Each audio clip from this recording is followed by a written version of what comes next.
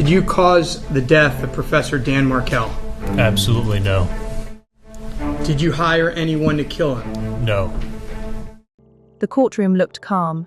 Polished wood, robed judges, familiar ritual. But beneath the formality, something far more dangerous was being questioned. Not the verdict, not the evidence, but the jury itself. This case wasn't about what 12 people decided inside a courtroom. It was about what hundreds of people believed long before anyone ever sat in that jury box. Beliefs formed through podcasts, headlines, casual conversations, and years of repetition. Opinions shaped quietly, confidently, and, according to the defense, irreversibly. Because when jurors walk in already convinced, when some admit it, others hide it, and a few even lie about it, the trial doesn't begin on opening day. It begins years earlier, outside the courtroom, beyond the reach of the judge. Today, appellate judges are forced to confront an uncomfortable question. Can a trial still be fair when a community has already made up its mind? You're about to hear arguments that challenge everything we assume about jury selection, media influence, and the promise of impartial justice. And what happens next could change how justice is measured forever. It began the way appellate hearings always do. Formal, restrained, almost ceremonial. The bailiff called the room to order. The judges took their seats. Names were read into the record. On paper, it was just another appeal. But beneath the calm surface, the argument that followed went straight to the heart of the justice system itself. The defense wasn't asking the court to re-weigh evidence. They weren't challenging witness credibility or forensic findings. Their claim was more unsettling than that. They argued that the trial never stood a chance of being fair to begin with. Not because of what happened inside the courtroom, but because of what had already happened outside it.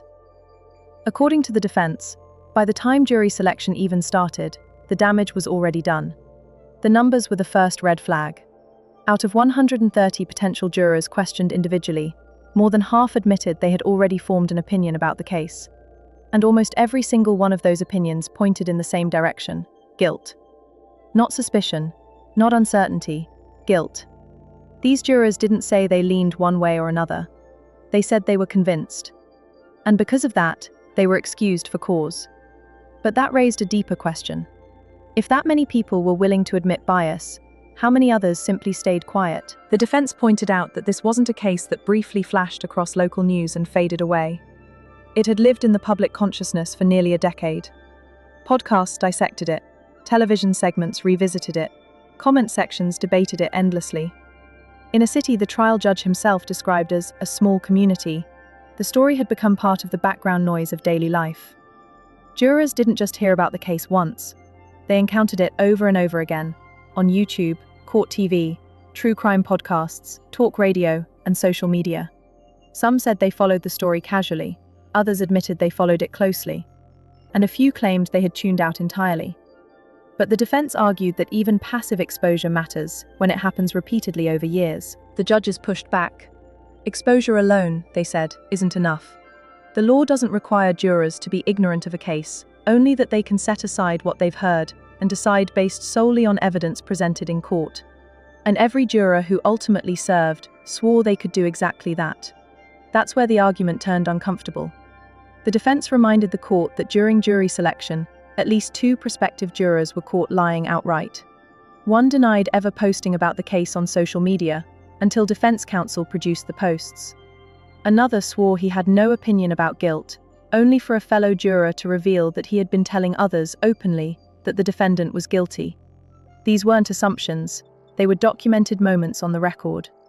If 2 jurors lied when directly questioned, the defense asked, why should the court assume everyone else was truthful? The concern wasn't hypothetical, it was practical. Jury selection depends almost entirely on honesty.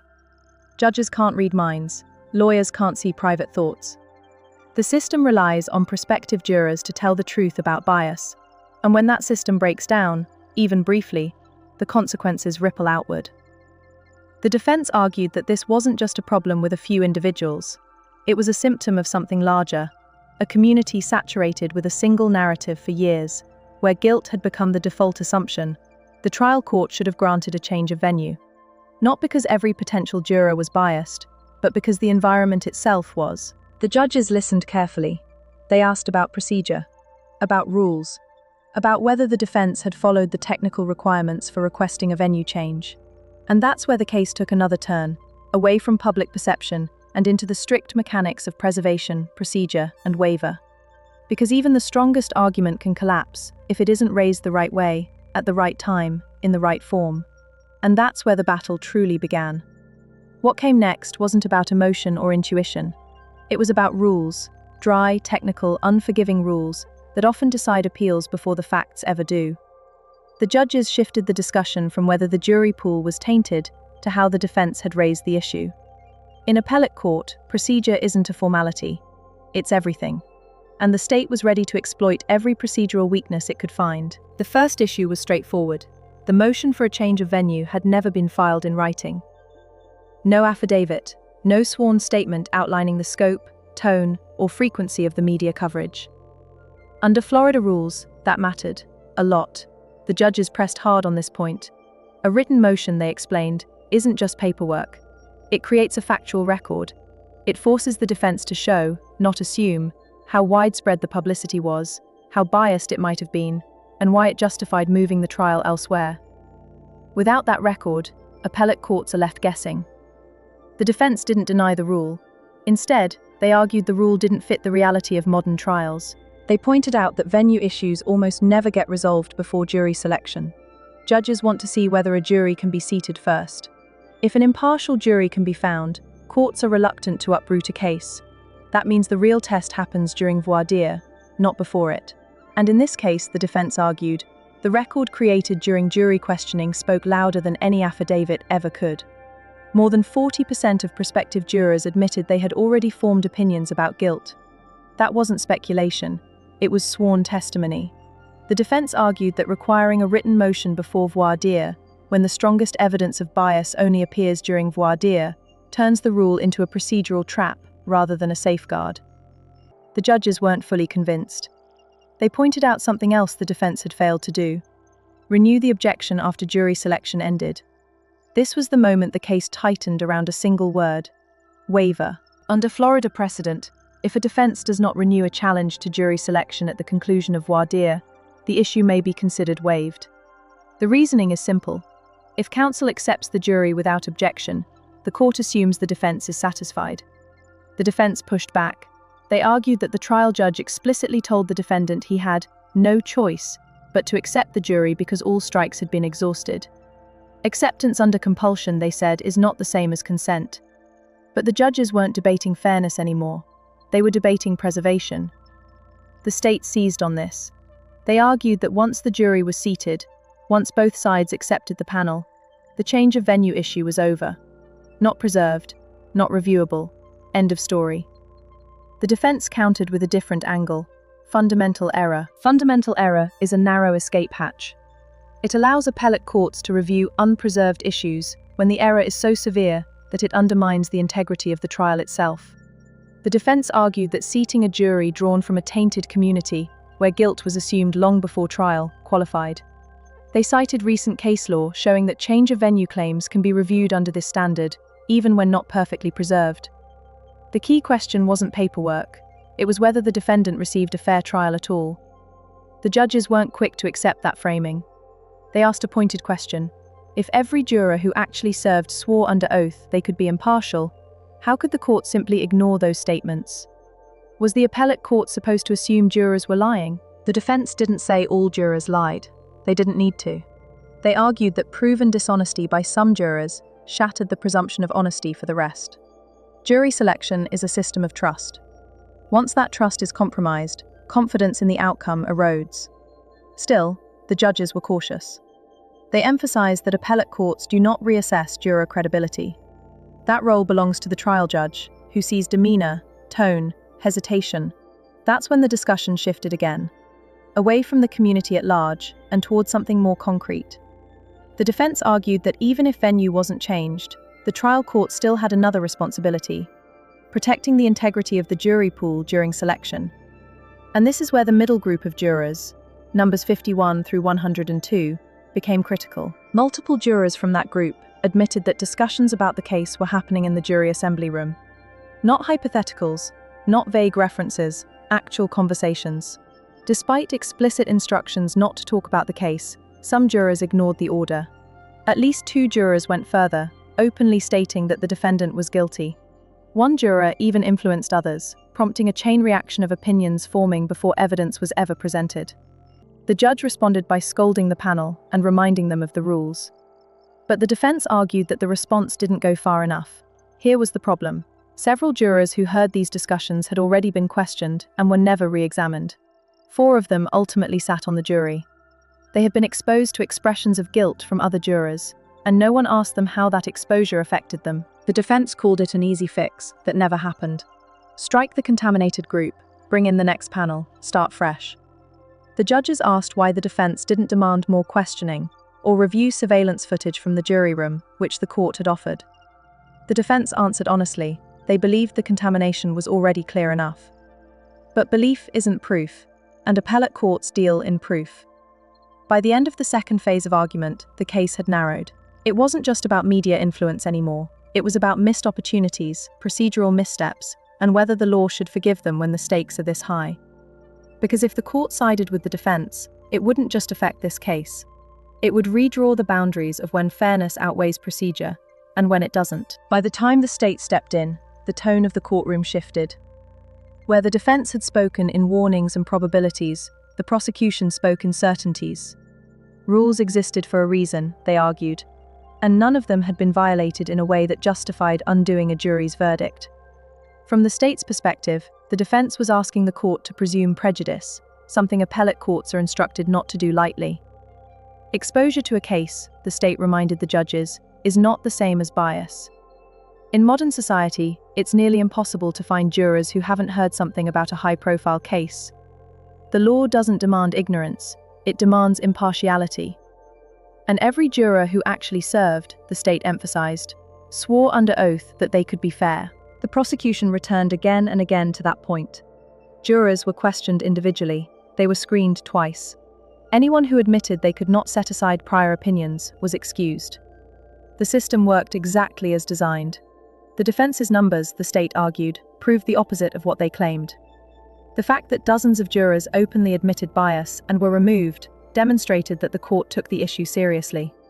It showed that voir dire successfully filtered out those who couldn't be fair. The prosecution also pushed back on the claim that dishonesty by a few jurors poisoned the entire process. Jurors lie sometimes, they said. People forget things. Others minimize their exposure because they want to avoid jury duty. That doesn't mean the entire panel was compromised. More importantly, when potential misconduct surfaced, the trial court addressed it. Jurors who violated rules were removed. The panel was admonished. And critically, the defense was offered the chance to review recordings from the jury assembly room to identify specific improper statements. They declined. That decision mattered. Appellate courts don't speculate about what might have been discovered. They rule on what's in the record. And the record, the state argued, didn't show that inadmissible facts were shared, or that seated jurors were influenced in a way that violated the law. The prosecution pointed to precedent. Saying he's guilty, the state argued, is not the same as revealing secret evidence.